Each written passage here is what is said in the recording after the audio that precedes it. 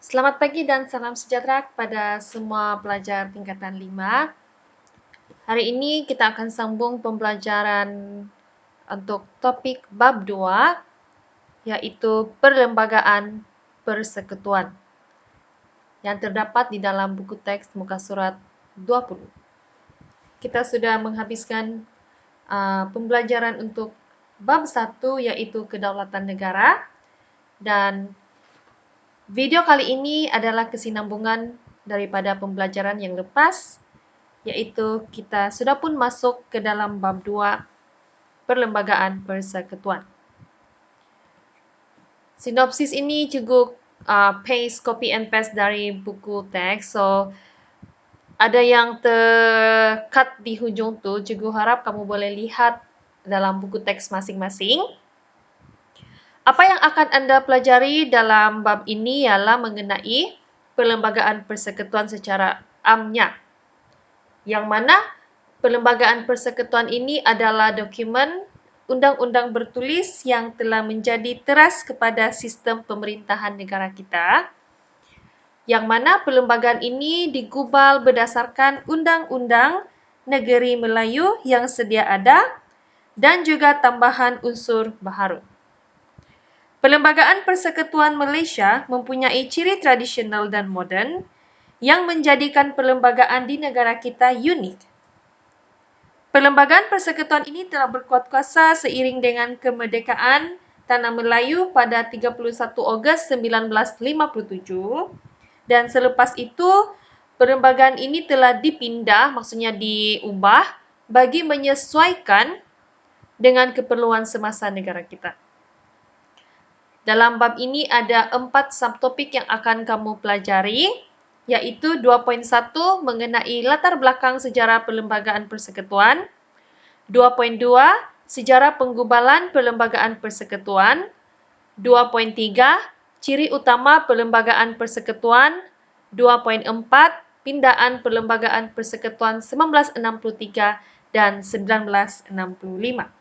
Dan ada juga elemen kewarganegaraan dan nilai sivik yang akan Anda pelajari, yaitu bagaimana pentingnya mendaulatkan perlembagaan persekutuan, apa kepentingan mematuhi undang-undang dalam kehidupan, apa tanggungjawab rakyat untuk memelihara perlembagaan persekutuan, dan pentingnya menjiwai semangat perlembagaan persekutuan itu sendiri.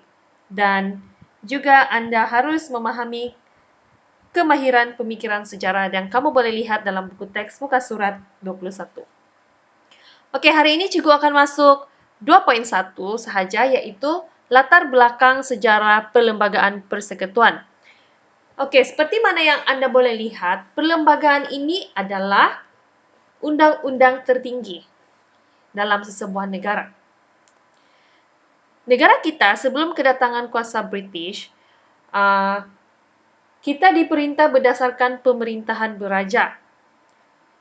Yang maksudnya sini kan raja memerintah berdasarkan undang-undang dan peraturan yang digubal. Namun pada zaman British, raja itu terus diterima sebagai pemerintah berdaulat. Maksudnya dia macam jadi pemerintah. Rajalah pemerintah. Namun apabila negara kita merdeka, kita mempunyai perlembagaan, yaitu undang-undang yang merupakan unsur yang terpenting dalam sesebuah negara. Oke, maksudnya perlembagaan itulah yang paling atas sekali. Di bawah perlembagaan, raja pun di bawah perlembagaan. Sebab itu nama dia raja berperlembagaan. Jadi kita lihat di sini. Sebab 2.1 ini mengenai latar belakang sejarah perlembagaan persekutuan, kan? Apakah asas kepada pembentukan perlembagaan? Oke. Perlembagaan persekutuan berasaskan nilai tradisi Kesultanan Melayu, kemudiannya beberapa prinsip undang-undang Inggris telah disesuaikan dengan nilai tempatan. Oke, maksudnya sini asas penggubalan itu mereka merujuk kepada Undang-Undang Negeri Melayu yang sedia ada. Namun, lepas tu ada beberapa prinsip daripada Undang-Undang Inggris yang telah diambil dan disesuaikan dengan nilai tempatan lah. Oke, kita lihat apa yang diambil daripada Undang-Undang negeri Melayu. Pertama, raja sebagai pemerintah. Raja memberikan ketaatsetiaan. Undang-undang dan sistem pemerintahan ditentukan oleh raja. Dan undang-undang yang wujud pada zaman Kesultanan Melayu Melaka seperti Hukum Kanun Melaka dan Undang-Undang Laut Melaka mempengaruhi kandungan undang-undang bertulis di negeri Melayu yang lain. Contohnya seperti Hukum Kanun Pahang, Undang-Undang Kedah, Undang-Undang Johor, dan Undang-Undang 99 Perak. Jadi maksudnya kan ini yang telah diambil lah daripada Undang-Undang Negeri Melayu, yang mana sebelum kedatangan kuasa barat itu negara kita ini sebenarnya sudah mempunyai undang-undang dan adat Melayu yang digunakan sebagai asas perlembagaan. Undang-undang ini menjadi panduan serta kawalan kepada raja dan pembesar dalam proses pemerintahan negara. So, selepas itu, undang-undang di negeri-negeri Melayu ini mengalami perubahan demi perubahan selaras dengan perkembangan masyarakat sehingga sehingga kemunculan dan pengenalan undang-undang dari barat sekitar awal abad ke-19. Dalam buku teks ni adalah dia kasih tunjuk Hukum Kanun Melaka tu di dalam tulisan jauh ya di sini. Hukum Kanun Pahang, Undang-Undang 99 Perak. Okey. Kedua, Undang-Undang Inggris. British memperkenalkan undang-undang di negeri-negeri selat, iaitu Singapura, Melaka, dan Pulau Pinang, yang dikenali sebagai Charter of Justice. Nanti kita lihat selepas ini. Piagam terpilih, yang mana Charter of Justice ini diambil daripada undang-undang yang digubal di England. Apa yang mereka ambil daripada ni? Hanya piagam yang terpilih yang sesuai dengan kegunaan di negeri-negeri selat sahaja yang diguna pakai. Contohnya yang inilah Charter of Justice 1807. Manakala di Sarawak, mereka guna The Sarawak Application of Laws Ordinance 1949. Manakala di Sabah, ada undang-undang yang sama juga, dia disebut sebagai Sabah Application of Laws Ordinance 1951. So ini adalah asas lah, beberapa yang telah diambil yang disesuaikan dalam apa yang sesuaikan untuk masuk dalam perlembagaan negara atau dalam undang-undang. Asas dia ya. So, pada zaman pemerintahan ataupun pentadbiran British di negeri-negeri selat, yang tadi tu dia perkenalkan, itulah tu Charter of Justice kan, yang mana undang-undang ini diambil dari England. Matlamat undang-undang ini ialah untuk melindungi penduduk asal daripada penindasan dan ketidakadilan. So, ada 3 tahap. Ada 3 lah Charter of Justice di negeri-negeri selat. Yang pertama, pada tahun 1807, mereka telah mewujudkan mahkamah di Pulau Pinang. Yang kedua, 1826, menyatukan mahkamah di Singapura, Melaka, dan Pulau Pinang. Dan yang ketiga, 1855, mewujudkan mahkamah di Singapura dan Melaka serta Pulau Pinang.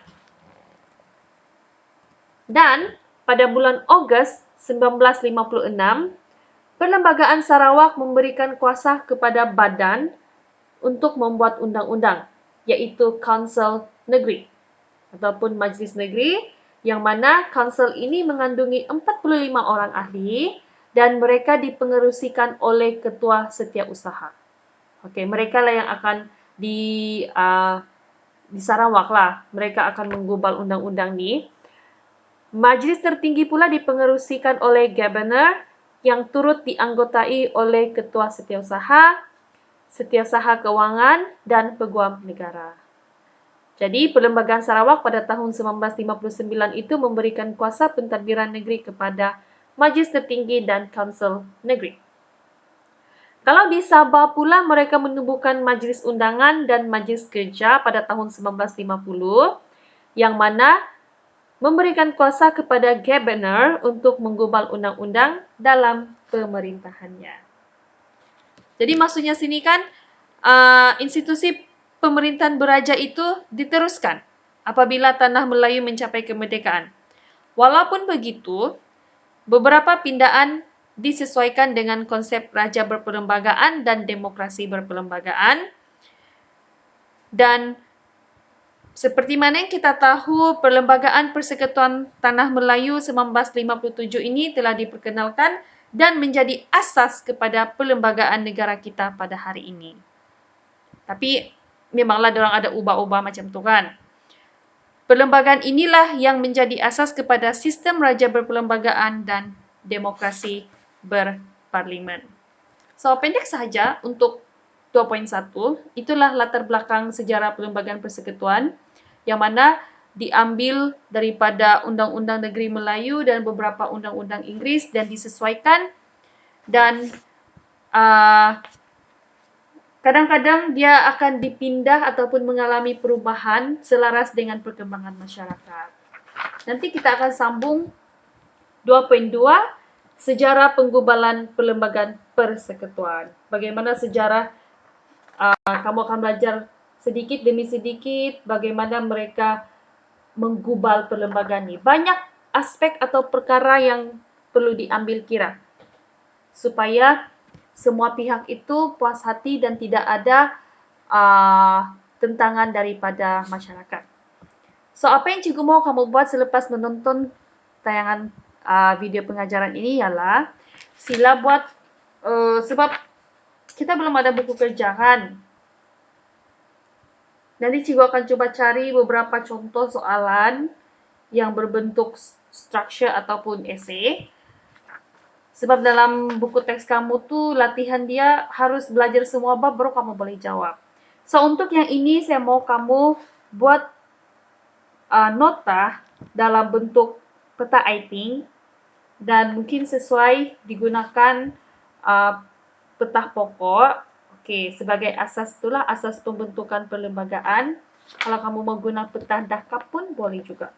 So, itu sahaja. Sila buat nota dan jika ada pertanyaan boleh tanya terus kepada cikgu. Terima kasih kerana anda sudah menonton video pengajaran ini. Thank you.